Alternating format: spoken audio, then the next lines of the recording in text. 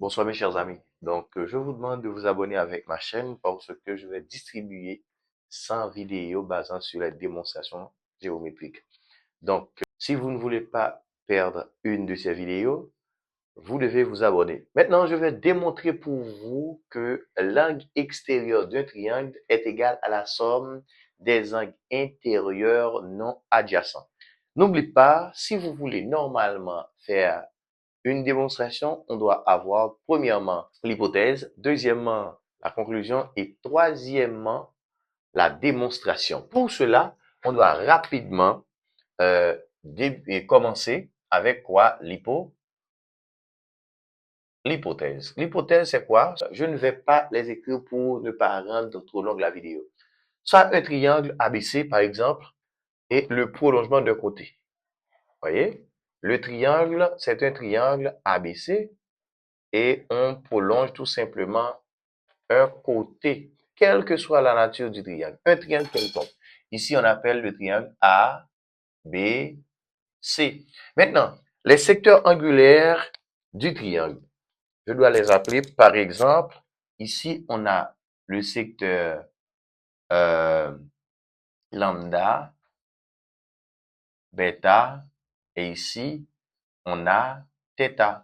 Ici, on peut appeler ça epsilon, par exemple. Maintenant, ça, c'est le secteur extérieur. Pourquoi dit-on que ce secteur, c'est un secteur extérieur? C'est parce que pour avoir un secteur angulaire extérieur à un triangle, le secteur doit former par un côté du triangle et le prolongement d'un côté.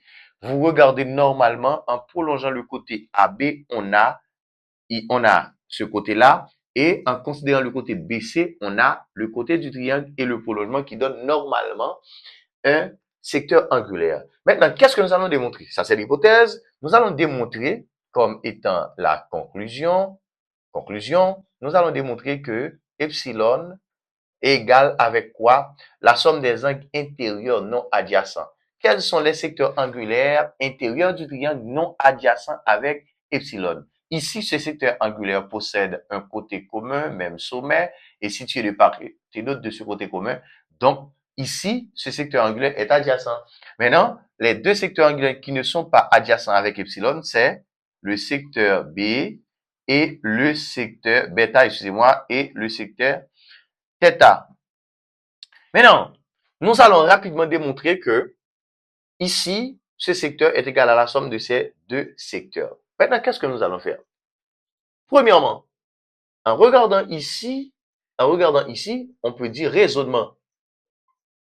Raisonnement. Je ne vais pas les écrire pour ne pas rendre trop longue la vidéo. Epsilon plus lambda égale à 180 degrés. Parce que ici, ces deux secteurs angulaires-là sont supplémentaires. Deux secteurs angulaires sont supplémentaires lorsque la somme de leurs mesures vaut 180. Pourquoi dit-on que ces deux secteurs sont supplémentaires? Si je prends exactement ce prolongement et normalement AB, ça donne une ligne droite.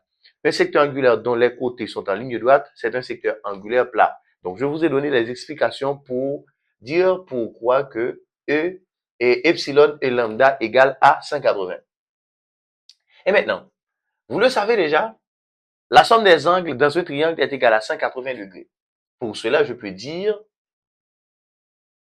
l'angle bêta plus θ plus lambda égale aussi à 180 degrés.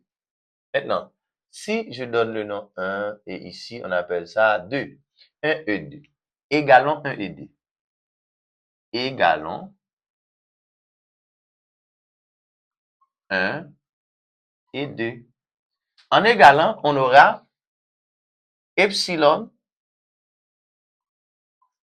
plus lambda égale à bêta plus θ plus lambda. Maintenant, ici, on a le premier membre. Ici, on a le deuxième membre. Au premier membre, je vois normalement lambda. Et ici, on voit lambda. Si on fait la transposition, cela veut dire on écrit epsilon plus lambda moins quoi? Je vais transposer lambda, tout simplement, égal avec quoi? bêta plus θ. Maintenant, ici, moins lambda plus lambda, ça donne normalement 0. On peut dire epsilon égale avec quoi? Égale avec bêta plus θ.